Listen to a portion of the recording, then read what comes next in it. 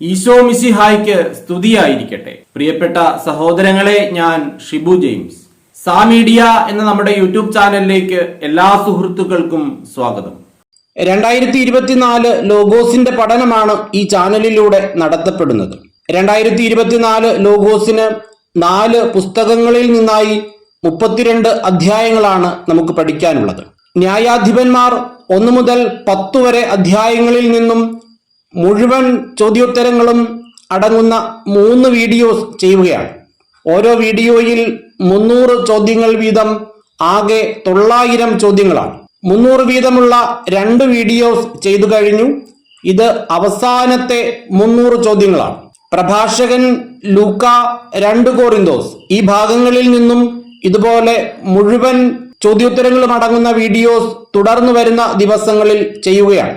ഈ കഴിഞ്ഞ ദിവസങ്ങളിൽ ഡെയിലി മോക്ക് ടെസ്റ്റ് നടത്തുകയായിരുന്നു.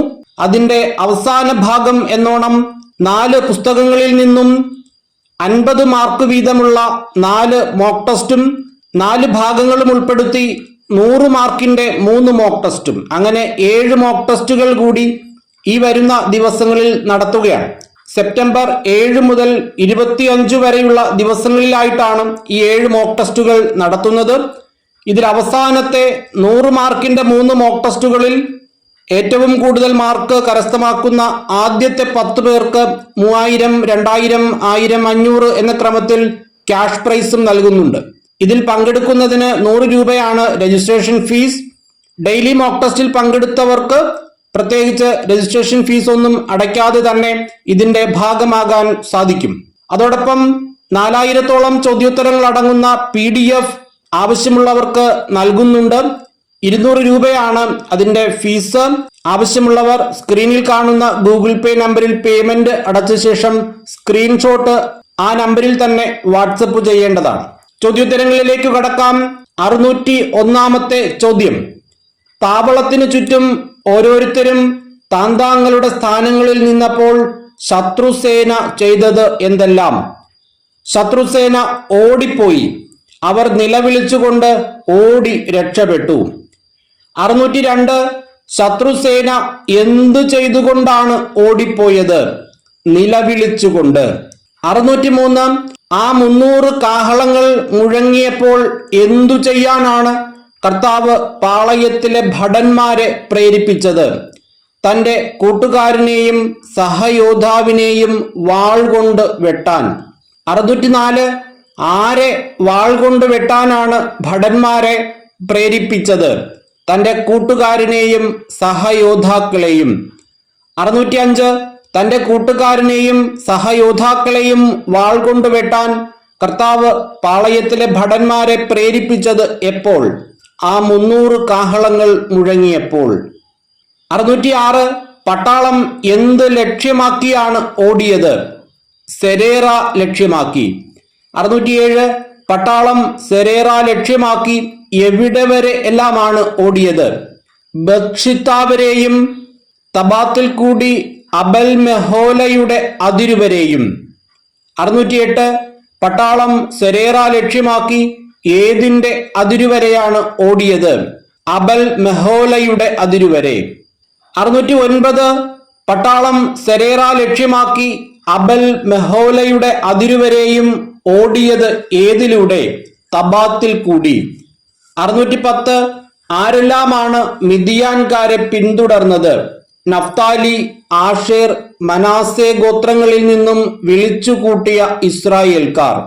612 എഫ്രായിം മലനാടിന്റെ എല്ലാ ഭാഗങ്ങളിലേക്കും ദൂതന്മാരെ അയച്ചത് ആര്? ഗിദയോൻ.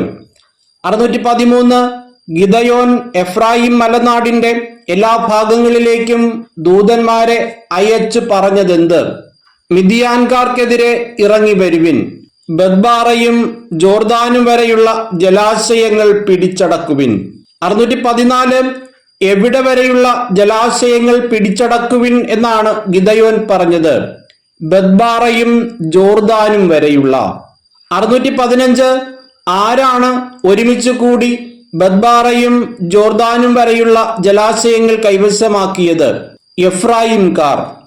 616 എഫ്രായിംകാർ ഒരുമിച്ച് കൂടി ബദ്ബാറയും ജോർദാനും വരെയുള്ള എന്താണ് കൈവശമാക്കിയത്? ജലാശയങ്ങൾ. 617 മിദിയാനെ പിന്തുടരവേ ഓറബ്, സേബ് എന്നീ മിദിയാൻ പ്രഭുക്കളെ അവർ പിടികൂടി. ആര്? എഫ്രായിംകാർ. 618 ന്യായാധിപന്മാർ 7:25 പറഞ്ഞിരിക്കുന്ന മിദിയാൻ പ്രഭുക്കൾ ആരെല്ലാം? ഓറബ്, സേബ്. 619 എപ്പോഴാണ് മിദിയാൻ പ്രഭുക്കളായ ഓറബിനെയും സേബിനെയും എഫ്രായിംകാർ പിടികൂടിയത്?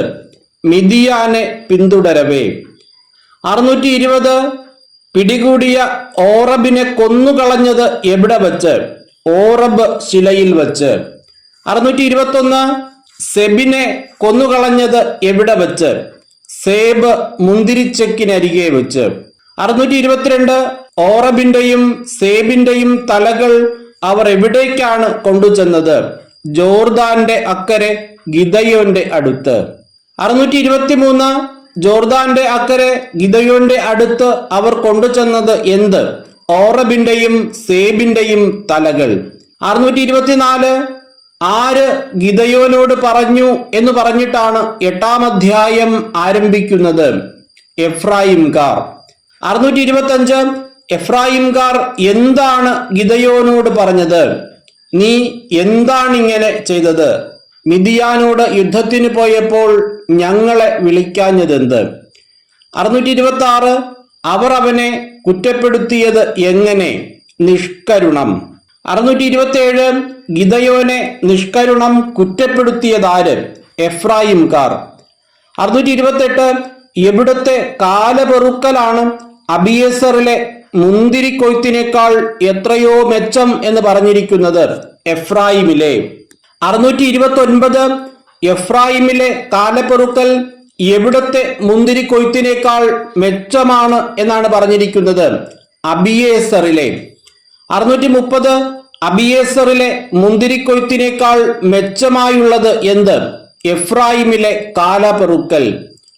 631 ആരെയൊക്കെ നിങ്ങളുടെ കൈകളിൽ ദൈവം ഏൽപ്പിച്ചു എന്നാണ് ഗിദയോൻ എഫ്രായിംകാരോട് പറഞ്ഞത്?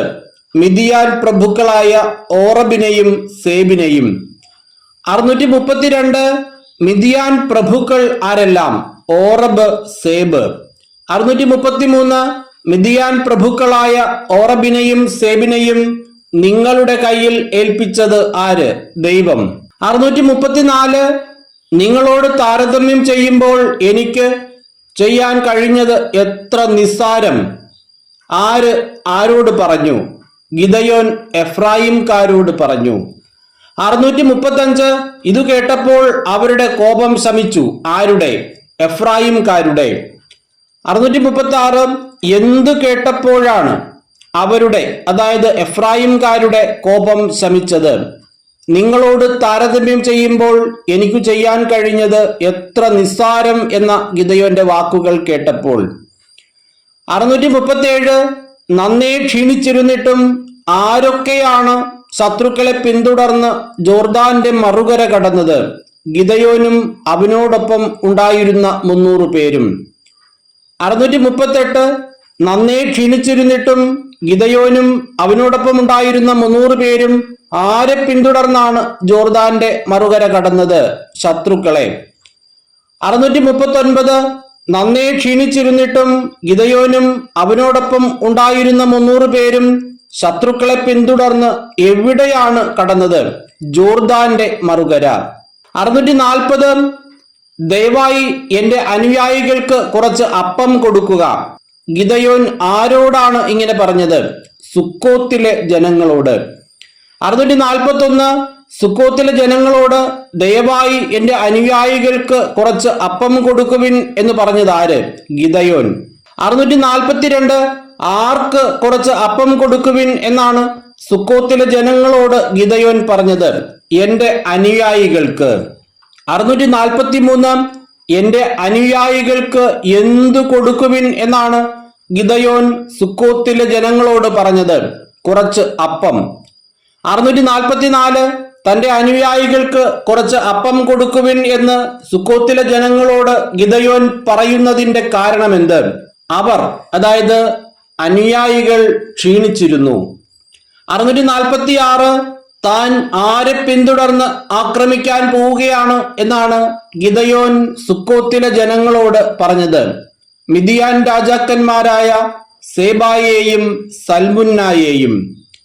647 മിദിയാൻ രാജാക്കന്മാർ ആരെല്ലാം? സേബായും സൽമുന്നായും. 648 സേബായും സൽമുന്നായും നിന്റെ കയ്യിൽ പെട്ടുകഴിഞ്ഞോ? എന്തിന് നിന്റെ പട്ടാളത്തിന് ഞങ്ങൾ അപ്പം തരണം? ആര് ചോദിച്ചു? സുക്കോത്തിലെ പ്രമാണികൾ ഗിദയോനോട്. 649 ആരെല്ലാം നിന്റെ കയ്യിൽ പെട്ടുകഴിഞ്ഞോ എന്നാണ് സുക്കോത്തിലെ പ്രമാണികൾ ഗിദയോനോട് ചോദിച്ചത്. സേബായും സൽമുന്നായും. 650 എന്തിന് നിന്റെ പട്ടാളത്തിന് ഞങ്ങൾ അപ്പം തരണം എന്ന് ചോദിച്ച സുക്കോത്തിലെ പ്രമാണികളോട് ഗിദയോൻ പറഞ്ഞതെന്ത്? സേബായെയും സൽമുന്നയെയും കർത്താവ് എന്റെ കയ്യിൽ ഏൽപ്പിച്ചു കഴിയുമ്പോൾ നിങ്ങളുടെ ദേഹം കാട്ടിലെ മുള്ളുകൊണ്ടും കാരമുള്ളുകൊണ്ടും ഞാൻ ചീന്തിക്കീറും. 651 എപ്പോൾ നിങ്ങളുടെ ദേഹം കാട്ടിലെ മുള്ളും കാരമുള്ളും കൊണ്ട് ഞാൻ ചീന്തിക്കീറും എന്നാണ് ഗിദയോൻ പറഞ്ഞത്. സേബായെയും സൽമുന്നയെയും കർത്താവ് എന്റെ കയ്യിൽ ഏൽപ്പിച്ചു കഴിയുമ്പോൾ. 652 നിങ്ങളുടെ ദേഹം എന്തുകൊണ്ട് ചീന്തിക്കീറും എന്നാണ് സുക്കോത്തിലെ പ്രമാണികളോട് ഗിദയോൻ പറഞ്ഞത്. കാട്ടിലെ മുള്ളുകൊണ്ടും കാരമുള്ളുകൊണ്ടും. 653 കാട്ടിലെ മുള്ളുകൊണ്ടും കാരമുള്ളുകൊണ്ടും ചീന്തിക്കീറുന്നത് എന്ത്? നിങ്ങളുടെ ദേഹം, അതായത് സുക്കോത്തിലെ പ്രമാണികളുടെ ദേഹം. 654 സുക്കോത്തിൽ നിന്ന് ഗിദയോൻ പോയത് എവിടേക്ക്? പെനുവേലിലേക്ക്. 655 അവരോടും അപ്രകാരം തന്നെ ആവശ്യപ്പെട്ടു. ആരോട്? പെനുവേൽ നിവാസികളോട്. 656 ആരോടും അപ്രകാരം തന്നെ ആവശ്യപ്പെട്ടു? സുക്കോത്തിലെ ജനങ്ങളോട് ആവശ്യപ്പെട്ട പ്രകാരം. 657 പെനുവേലിലേക്ക് പോയി അവരോടും അപ്രകാരം തന്നെ ആവശ്യപ്പെട്ടപ്പോൾ അവർ മറുപടി നൽകിയത് എങ്ങനെ? സുക്കോത്ത് ദേശക്കാരെ പോലെ തന്നെ. 658 വിജയിയായി തിരിച്ചു വരുമ്പോൾ എന്ത് ഞാൻ തകർത്തു കളയുമെന്നാണ് ഗിദയോൻ പെനുവേൽ നിവാസികളോട് പറഞ്ഞത്? ഈ ഗോപുരം. 659 വിജയിയായി തിരിച്ചു വരുമ്പോൾ ഈ ഗോപുരം ഞാൻ തകർത്തു കളയുമെന്ന് ഗിദയോൻ ആരോടാണ് പറഞ്ഞത്? പെനുവേൽ നിവാസികളോട്. 660 എപ്പോൾ ഈ ഗോപുരം ഞാൻ തകർത്തു കളയും എന്നാണ് ഗിദയോൻ പെനുവേൽ നിവാസികളോട് പറഞ്ഞത്? വിജയിയായി തിരിച്ചു വരുമ്പോൾ. 661 വിജയിയായി തിരിച്ചു വരുമ്പോൾ ഈ ഗോപുരം ഞാൻ എന്തു ചെയ്യും എന്നാണ് ഗിദയോൻ പെനുവേൽ നിവാസികളോട് പറഞ്ഞത്? തകർത്തു കളയും. 662 സേബായും സൽമുന്നയും 15,000-ഓളം ഭടന്മാരോടുകൂടെ എവിടെയാണ് താവളമടിച്ചത്? കാർക്കോറിൽ. 663 കാർക്കോറിൽ താവളമടിച്ചിരുന്നത് ആര്? സേബായും സൽമുന്നായും. 664 സേബായും സൽമുന്നയും എത്ര ഭടന്മാരോട് കൂടെയാണ് കാർക്കോറിൽ താവളമടിച്ചിരുന്നത്? 15,000-ഓളം. 665 പൗരസ്ത്യ ദേശക്കാരുടെ സൈന്യത്തിൽ ശേഷിച്ചവർ ആര്? സേബായോടും സൽമുന്നയോടും കൂടെ കാർക്കോറിൽ പാളയമടിച്ചിരുന്ന 15,000-ഓളം ഭടന്മാർ. 666 യുദ്ധം ചെയ്തവരിൽ എത്ര പേരാണ് കൊല്ലപ്പെട്ടിരുന്നത്? 1,20,000 പേർ. 667 ഗിദയോൻ ഏതു പാതയിലൂടെ ചെന്നാണ് സുരക്ഷിതരെന്ന് വിചാരിച്ചിരുന്ന ആ സൈന്യത്തെ ആക്രമിച്ചത്? നോബാഹിനും യോഗ്ബയായ്ക്കും കിഴക്കുള്ള നാട്ടുപാതയിലൂടെ. 668 ഗിദയോൻ നോബാഹിനും യോഗ്ബയായ്ക്കും കിഴക്കുള്ള നാട്ടുപാതയിലൂടെ ചെന്ന് ആരെയാണ് ആക്രമിച്ചത്? സുരക്ഷിതരെന്ന് വിചാരിച്ചിരുന്ന ആ സൈന്യത്തെ. 669 സുരക്ഷിതരെന്ന് വിചാരിച്ചിരുന്ന ആ സൈന്യത്തെ ഗിദയോൻ ആക്രമിച്ചപ്പോൾ പലായനം ചെയ്തത് ആര്? സേബായും സൽമുന്നയും. 670 സേബായും സൽമുന്നായും ചെയ്തതെന്ത്? പലായനം ചെയ്തു. 671 സേബായും സൽമുന്നായും പലായനം ചെയ്തപ്പോൾ ഗിദയോൻ ചെയ്തതെന്ത്? അവരെ പിന്തുടർന്ന് പിടിച്ചു. 672 ഗിദയോൻ സേബായെയും സൽമുന്നായെയും പിന്തുടർന്ന് പിടിച്ചപ്പോൾ വലിയ സംഭ്രാന്തി ഉണ്ടായത് എവിടെ? പട്ടാളത്തിൽ. 673 വലിയ സംഭ്രാന്തി ഉണ്ടായത് എപ്പോൾ? ഗിദയോൻ സേബായെയും സൽമുന്നായെയും പിന്തുടർന്ന് പിടിച്ചപ്പോൾ. 674 അനന്തരം യോവാഷിന്റെ പുത്രൻ ഗിദയോൻ പടക്കളത്തിൽ നിന്ന് ഏതു കയറ്റം വഴിയാണ് മടങ്ങിയത്? ഹേറസ് കയറ്റം വഴി. 675 യോവാഷിന്റെ പുത്രൻ ഗിദയോൻ എവിടെ നിന്നാണ് ഹേറസ് കയറ്റം വഴി മടങ്ങിയത്? പടക്കളത്തിൽ നിന്ന്. 676 പടക്കളത്തിൽ നിന്ന് ഹേറസ് കയറ്റം വഴി മടങ്ങിയതാര്? യോവാഷിന്റെ പുത്രൻ ഗിദയോൻ.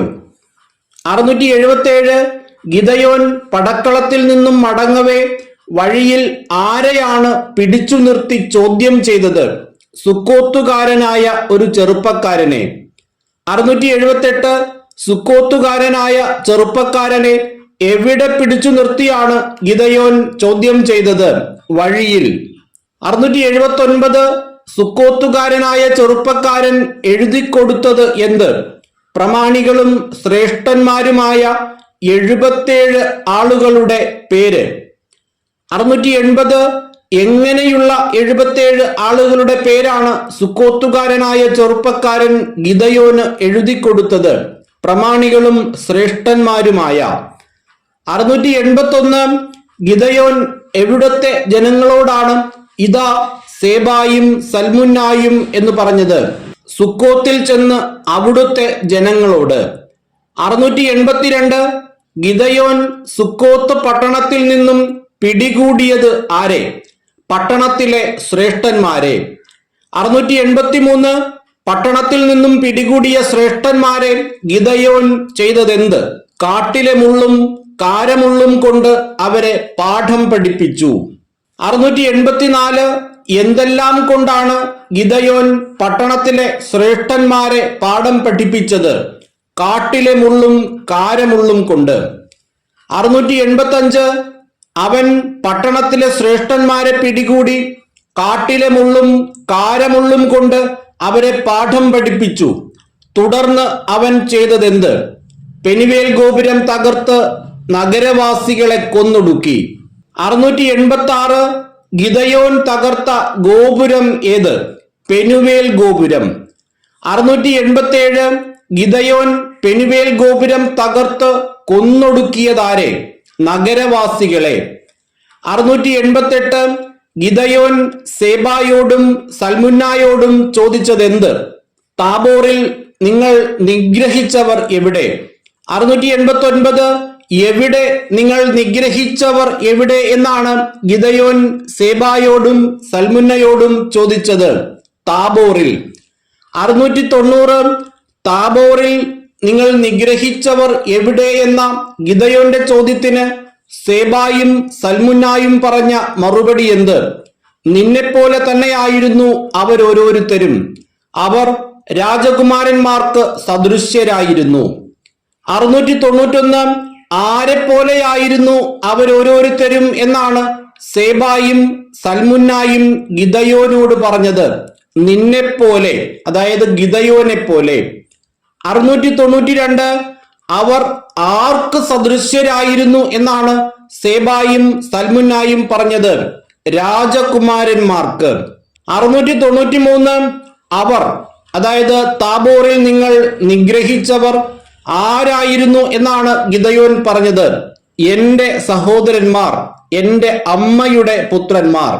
694 അവർ എന്റെ സഹോദരന്മാരായിരുന്നു, എന്റെ അമ്മയുടെ പുത്രന്മാർ എന്ന് പറഞ്ഞതിനെ തുടർന്ന് ആരെ സാക്ഷിയാക്കി ഞാൻ പറയുന്നു എന്നാണ് ഗിദയോൻ പറയുന്നത്? കർത്താവിനെ. 695 കർത്താവിനെ സാക്ഷിയാക്കി ഞാൻ പറയുന്നു എന്ന് പറഞ്ഞ് ഗിദയോൻ പറഞ്ഞതെന്ത്? നിങ്ങൾ അവരുടെ ജീവൻ രക്ഷിച്ചിരുന്നെങ്കിൽ ഞാൻ നിങ്ങളെ കൊല്ലുകയില്ലായിരുന്നു. 696 എങ്ങനെയെങ്കിൽ ഞാൻ നിങ്ങളെ കൊല്ലുകയില്ലായിരുന്നു എന്നാണ് ഗിദയോൻ പറഞ്ഞത്. നിങ്ങൾ അവരുടെ ജീവൻ രക്ഷിച്ചിരുന്നെങ്കിൽ. 697 എഴുന്നേറ്റ് അവരെ കൊല്ലുക എന്ന് ഗിദയോൻ പറഞ്ഞത് ആരോട്? തന്റെ ആദ്യജാതനായ യഥറിനോട്. 698 ഗിദയോന്റെ ആദ്യജാതൻ ആര്? യഥർ. 699 എന്നാൽ ആ യുവാവ് വാൾ ഊരിയില്ല. ആര്? യഥർ. ചോദ്യം 700 എഴുന്നേറ്റ് അവരെ കൊല്ലുക എന്ന് ഗിദയോൻ തന്റെ ആദ്യജാതനോട് പറഞ്ഞപ്പോൾ ആ യുവാവ് വാൾ ഊരിയില്ല. കാരണമെന്ത്? നന്നേ ചെറുപ്പമായിരുന്നതിനാൽ അവൻ ഭയപ്പെട്ടു. 701 ഗിദയോന്റെ ആദ്യജാതനായ യഥർ ഭയപ്പെട്ട് വാൾ ഊരാതിരുന്നപ്പോൾ സേബായും സൽമുന്നായും പറഞ്ഞതെന്ത്? നീ തന്നെ ഞങ്ങളെ കൊല്ലുക. ഒരുവൻ എങ്ങനെയോ അതുപോലെയാണ് അവന്റെ ബലവും. 702 ഒരുവൻ എങ്ങനെയോ അതുപോലെ തന്നെയാണ് അവന്റെ ഡാഷ്. ന്യായാധിപന്മാർ 8:21 പ്രകാരം പൂരിപ്പിക്കുക ബലവും. 703 സേബായെയും സൽമുന്നായെയും വധിച്ചത് ആര്? ഗിദയോൻ. 704 സേബായെയും സൽമുന്നായെയും വധിച്ച ശേഷം ഗിദയോൻ എടുത്തത് എന്ത്? അവരുടെ ഒട്ടകങ്ങളുടെ കഴുത്തിലെ ആഭരണങ്ങൾ. 705 നീയും നിന്റെ പുത്രനും പൗത്രനും ഞങ്ങളെ ഭരിക്കുക. ആര് ആരോട് പറഞ്ഞു? ഇസ്രായേൽ ജനം ഗിദയോനോട് പറഞ്ഞു. 706 നീയും നിന്റെ പുത്രനും പൗത്രനും ഞങ്ങളെ ഭരിക്കുക എന്ന് ഇസ്രായേൽ ജനം ഗിദയോനോട് പറയാൻ കാരണമെന്ത്? നീ ഞങ്ങളെ മിദ്യാന്റെ കയ്യിൽ നിന്ന് രക്ഷിച്ചുവല്ലോ. 707 ഞാൻ നിങ്ങളെ ഭരിക്കയില്ല, എന്റെ മകനും ഭരിക്കയില്ല, പിന്നെ ആര് നിങ്ങളെ ഭരിക്കും എന്നാണ് ഗിദയോൻ ഇസ്രായേൽ ജനത്തോട് പറഞ്ഞത്? കർത്താവ്. 708 ഒരു കാര്യമേ ഞാൻ ചോദിക്കുന്നുള്ളൂ എന്ന് പറഞ്ഞതിനു ശേഷം ഓരോരുത്തരും എനിക്ക് എന്തു തരിക എന്നാണ് ഗിദയോൻ പറഞ്ഞത്? കൊള്ള ചെയ്തു കിട്ടിയ ആഭരണങ്ങൾ. 709 മിദ്യാൻകാർ ആരായിരുന്നു എന്നാണ് ന്യായാധിപന്മാർ 8:24 പറഞ്ഞിരിക്കുന്നത്? ഇസ്മായേല്യർ. 710 മിദ്യാൻകാർ ഇസ്മായേല്യർ ആയിരുന്നതിനാൽ അവർക്ക് എന്തുണ്ടായിരുന്നു എന്നാണ് പറഞ്ഞിരിക്കുന്നത്? സ്വർണകുണ്ഡലങ്ങൾ. 711 ഞങ്ങൾ എങ്ങനെ അത് നിനക്കു തരാം. അത് എന്ന് പറഞ്ഞിരിക്കുന്നത് സ്വർണകുണ്ഡലങ്ങൾ നിനക്കു തരാം എന്നാണ് അവർ പറഞ്ഞത്. അതായത് മിദ്യാൻകാർ പറഞ്ഞത് സന്തോഷത്തോടെ. 712 ഞങ്ങൾ സന്തോഷത്തോടെ അത് നിനക്കു തരാം എന്ന് പറഞ്ഞ് അവർ ചെയ്തത് എന്ത്? ഒരു വസ്ത്രം വിരിച്ച് ഓരോരുത്തരും കൊള്ളയിൽ കിട്ടിയ കുണ്ഡലം അതിലിട്ടു. 713 ഗിദയോന് ലഭിച്ച പൊൻകുണ്ഡലങ്ങളുടെ തൂക്കം എത്ര? 1700 ഷെക്കൽ. 714 ഒരു ഷെക്കൽ എത്ര ഗ്രാം?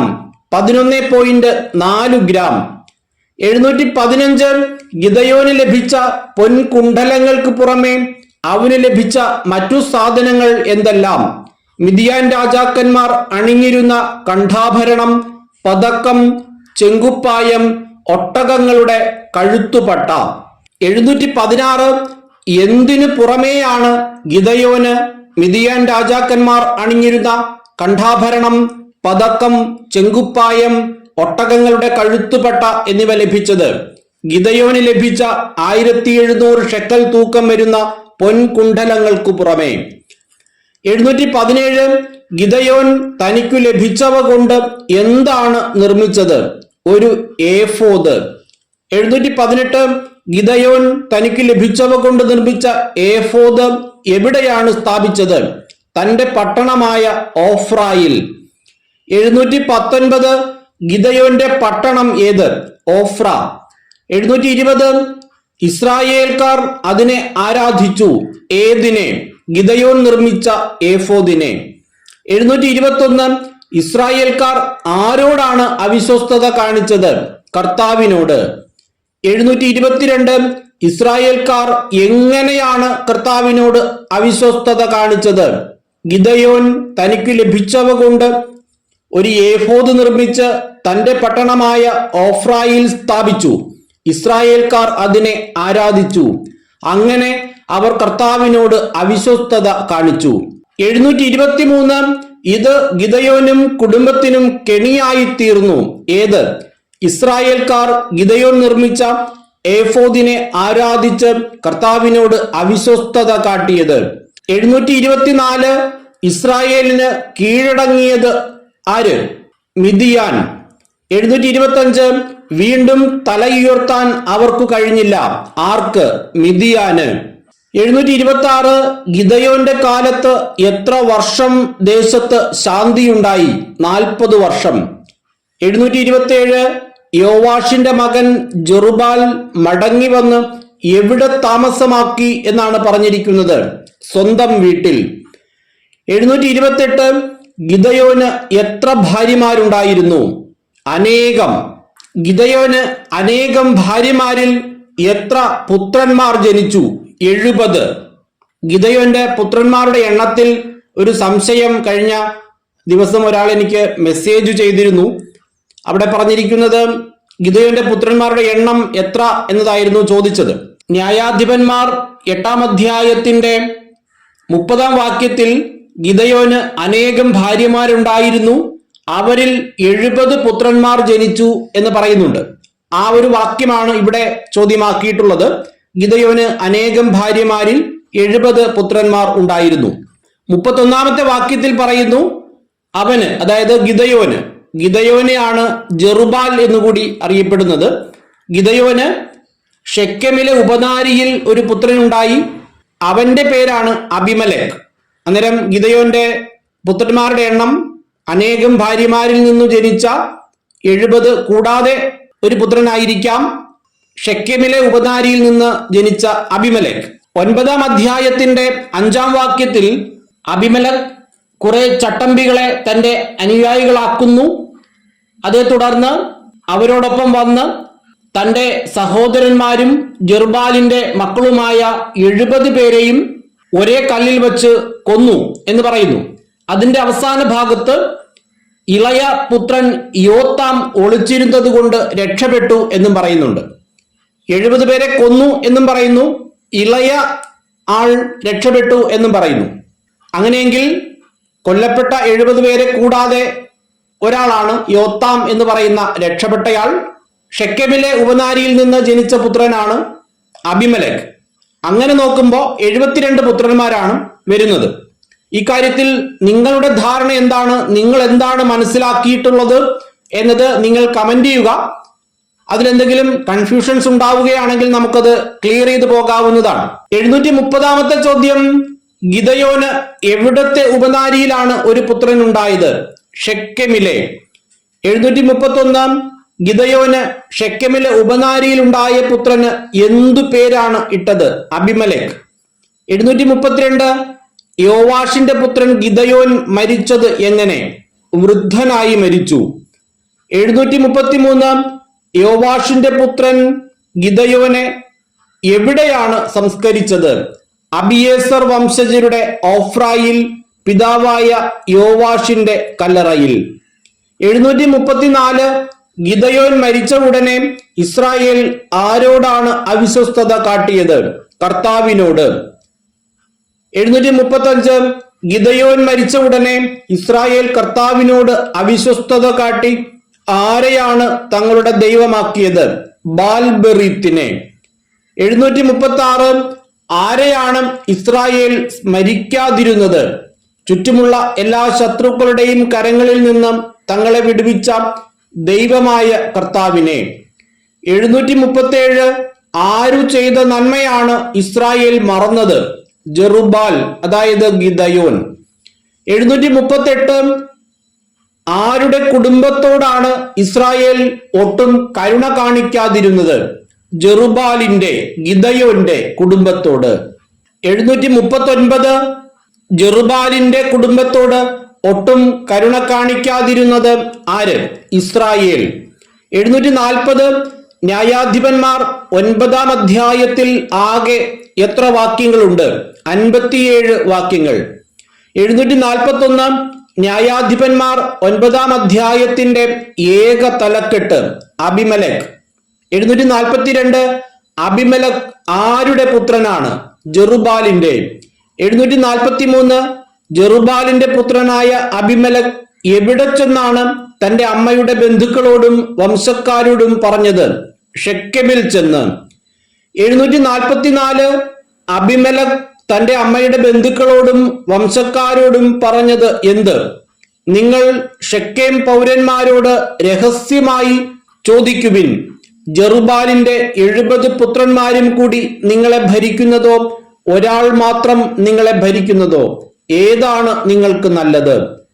745 നിങ്ങൾ ഷെക്കേം പൗരന്മാരോട് എങ്ങനെ ചോദിക്കുവിൻ എന്നാണ് ജെറുബാൽ തന്റെ അമ്മയുടെ ബന്ധുക്കളോടും വംശക്കാരോടും പറഞ്ഞത്?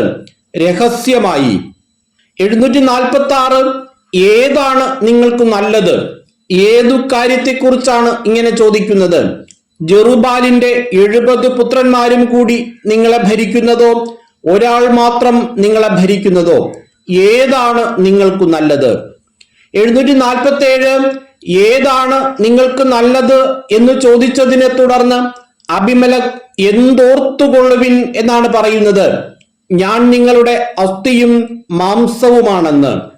748 അവന്റെ, അതായത് അബിമലേക്കിന്റെ അമ്മയുടെ ബന്ധുക്കൾ അബിമലേക്കിന് വേണ്ടി ഇക്കാര്യം ആരോടാണ് രഹസ്യമായി പറഞ്ഞത്? ഷെക്കേം നിവാസികളോട്. 749 അവന്റെ അമ്മയുടെ ബന്ധുക്കൾ അബിമലേക്കിന് വേണ്ടി ഇക്കാര്യം ഷെക്കേം നിവാസികളോട് എങ്ങനെയാണ് പറഞ്ഞത്? രഹസ്യമായി. 750 അവരുടെ ഹൃദയം അബിമലേക്കിങ്കലേക്ക് ചാഞ്ഞു. ആരുടെ? ഷെക്കേം നിവാസികളുടെ.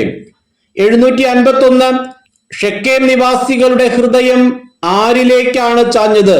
അബിമലേക്കിങ്കലേക്ക്. 752 അവരുടെ ഹൃദയം അബിമലേക്കിങ്കലേക്ക് ചാഞ്ഞപ്പോൾ അവർ പറഞ്ഞത് എന്ത്? അവൻ നമ്മുടെ സഹോദരനാണല്ലോ. 753 ഷെക്കേം നിവാസികൾ അബിമലേക്കിന് എന്താണ് കൊടുത്തത്? 70 വെള്ളി നാണയം.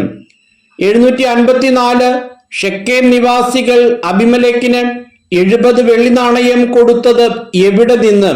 ബാൽബെറീത്തിന്റെ ക്ഷേത്രത്തിൽ നിന്ന്. 755 ബാൽബെറീത്തിന്റെ ക്ഷേത്രത്തിൽ നിന്ന് 70 വെള്ളി നാണയം എടുത്ത് ആർക്കു കൊടുത്തു? ഷെക്കേം നിവാസികൾ അബിമലേക്കിന് കൊടുത്തു. 756 അബിമലെക്ക് ആരെയാണ് തന്റെ അനുയായികളാക്കിയത്? കുറെ ചട്ടമ്പികളെ. 757 അബിമലെക്ക് കുറെ ചട്ടമ്പികളെ തന്റെ ആരാക്കി? അനുയായികൾ. 758 കുറെ ചട്ടമ്പികളെ തന്റെ അനുയായികളാക്കി അബിമലെക്ക് എവിടേക്കാണ് പോയത്? ഓഫ്രായിൽ തന്റെ പിതൃഭവനത്തിങ്കിലേക്ക്. 759 ഓഫ്രായിൽ തന്റെ പിതൃഭവനത്തിലേക്ക് പോയ അബിമലെക്ക് ചെയ്തത് എന്ത്? സ്വന്തം സഹോദരന്മാരും ജെറുബാലിന്റെ മക്കളുമായ 70 പേരെയും ഒരേ കല്ലിൽ വച്ച് കൊന്നു. 760 അബിമലെക്ക് സ്വന്തം സഹോദരന്മാരും ജെറുബാലിന്റെ മക്കളുമായ 70 പേരെയും കൊന്നത് എങ്ങനെ? ഒരേ കല്ലിൽ വച്ച്.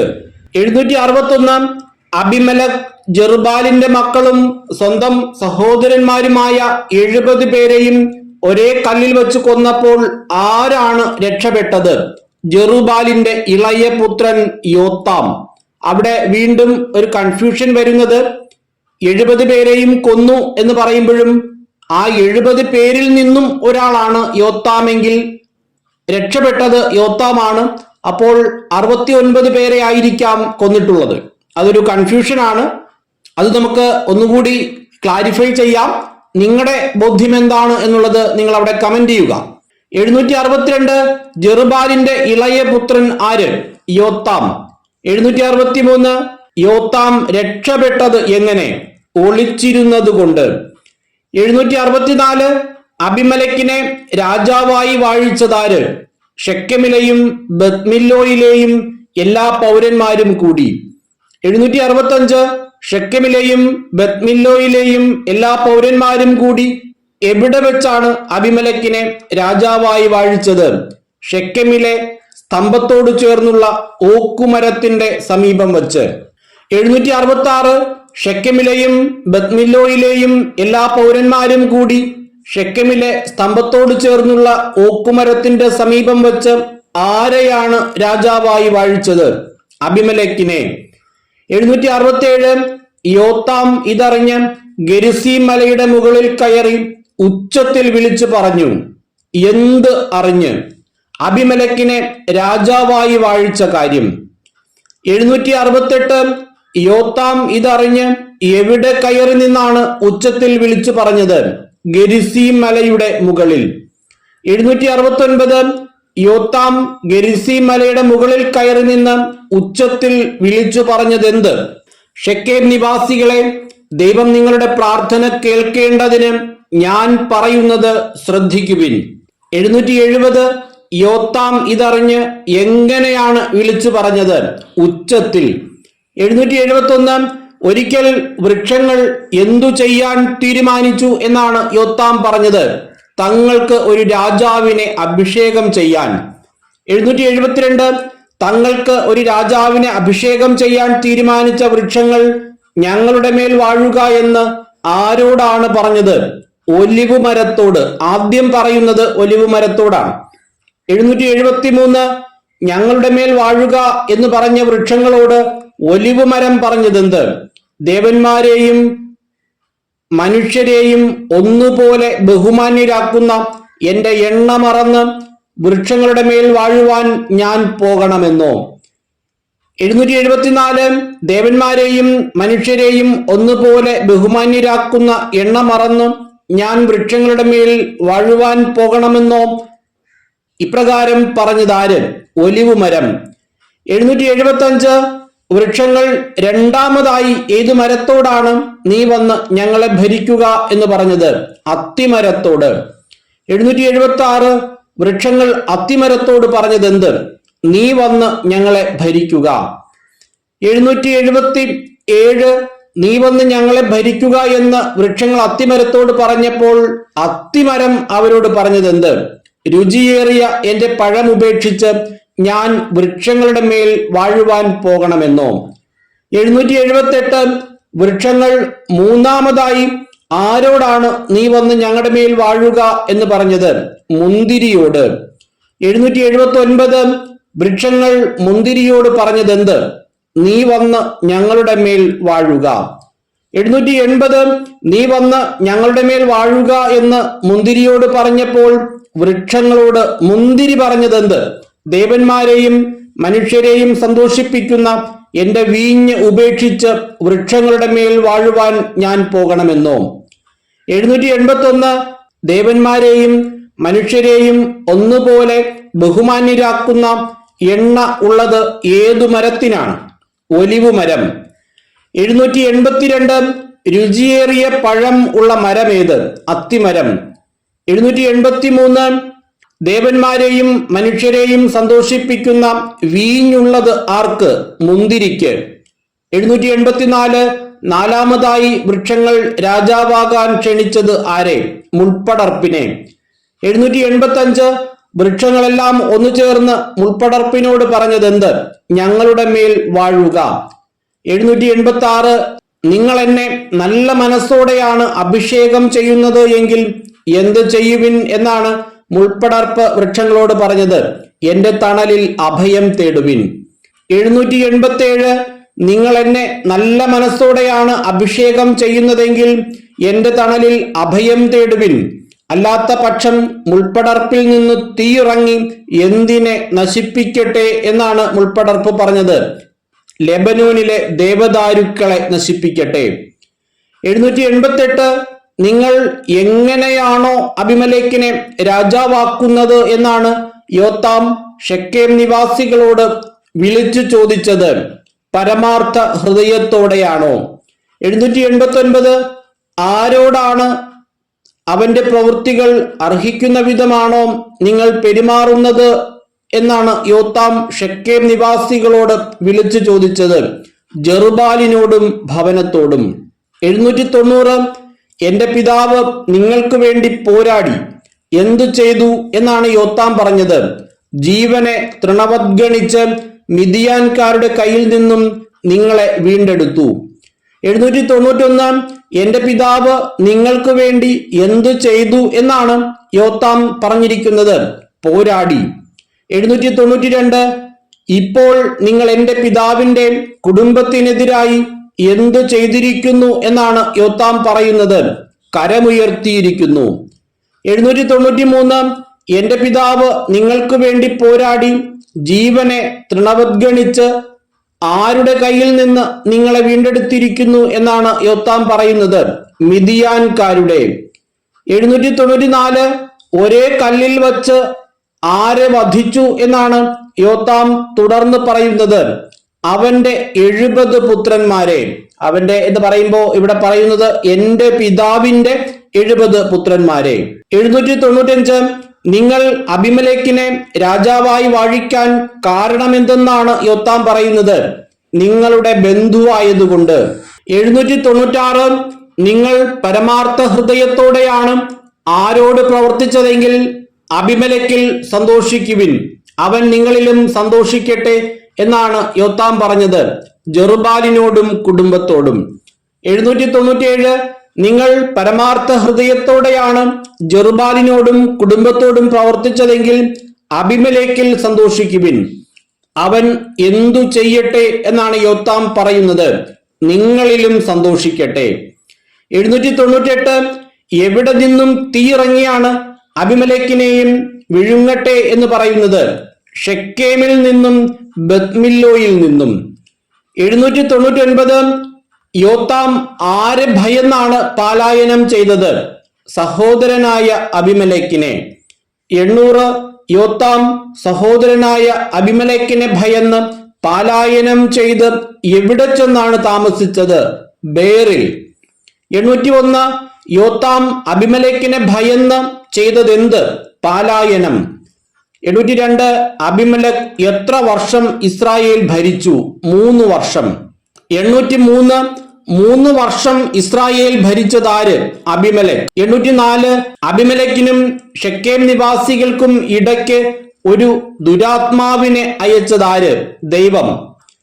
805 അബിമേലെക്കിനും ഷെക്കേം നിവാസികൾക്കും ഇടയ്ക്ക് ദൈവം ആരെ അയച്ചു, ഒരു ദുരാത്മാവിനെ.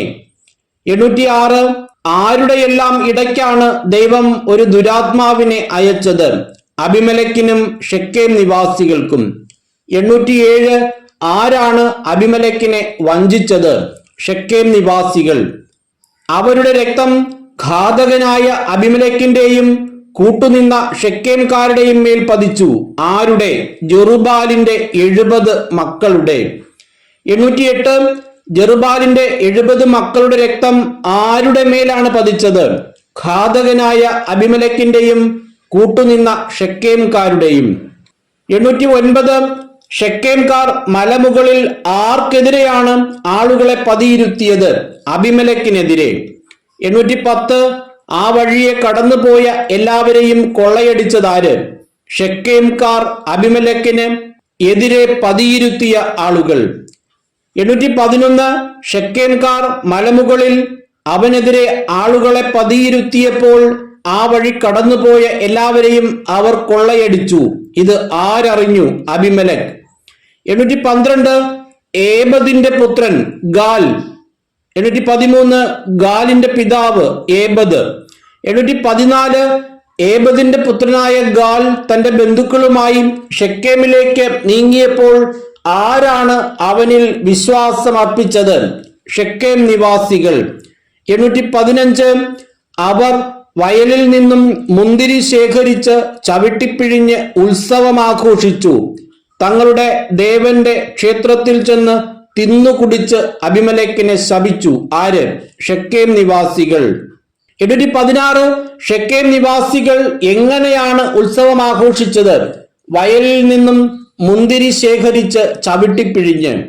817 ഷെക്കേം നിവാസികൾ തങ്ങളുടെ ദേവന്റെ ക്ഷേത്രത്തിൽ ചെന്ന് തിന്നുകുടിച്ച് എന്താണ് ചെയ്തത്?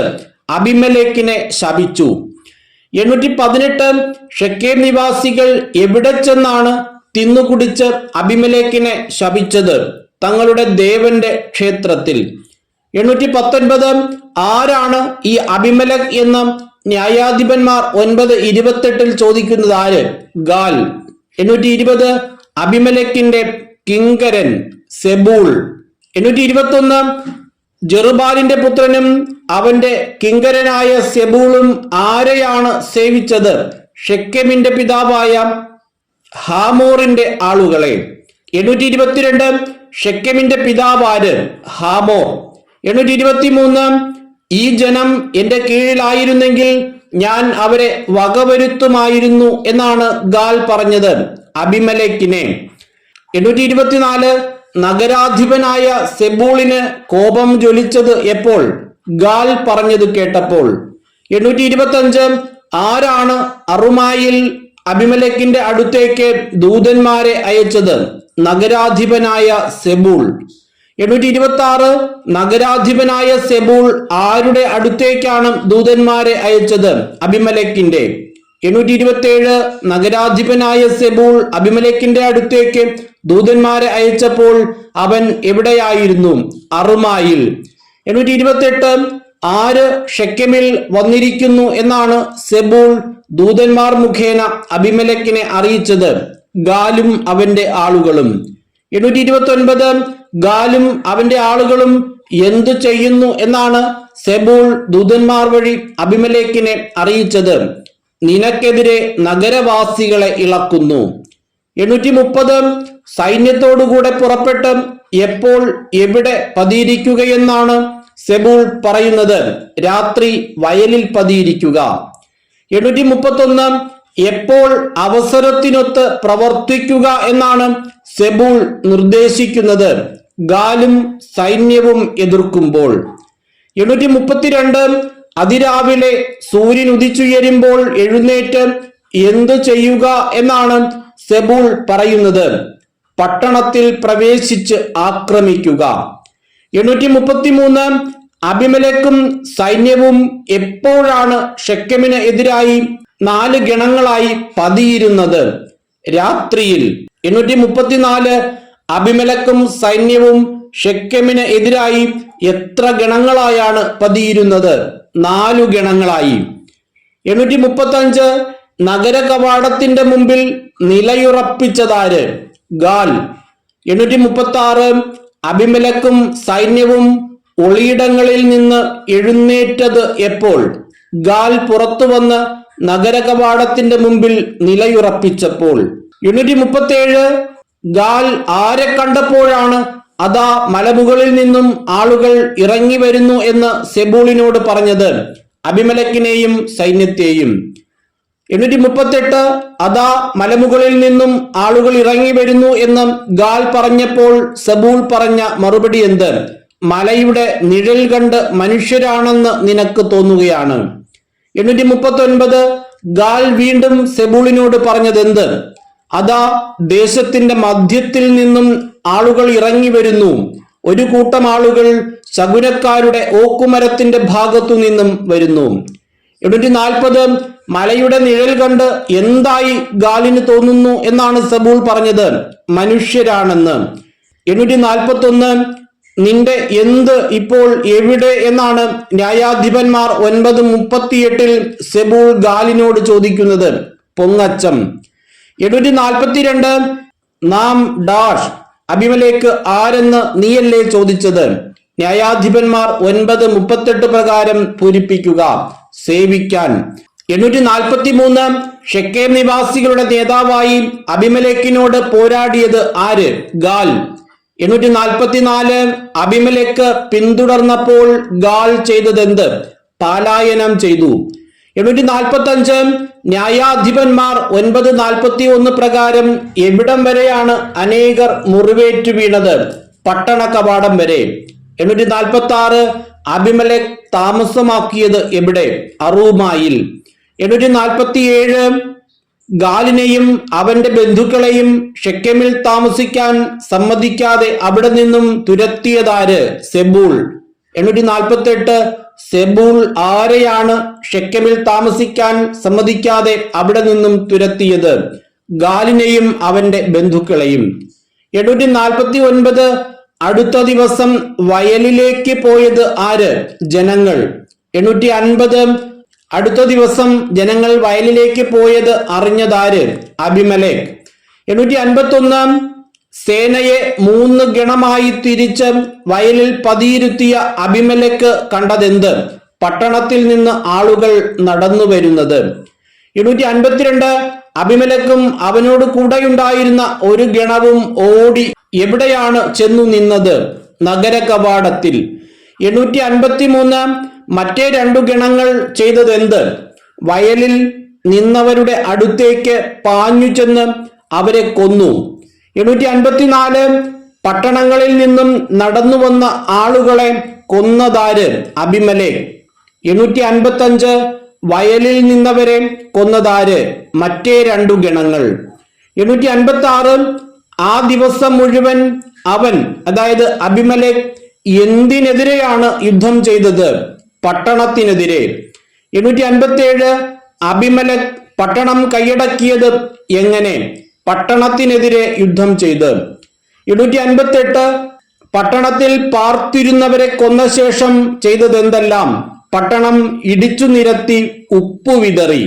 859 അബിമേലെക്ക് ആ ദിവസം മുഴുവൻ പട്ടണത്തിനെതിരെ യുദ്ധം ചെയ്ത് അത് കൈയടക്കി.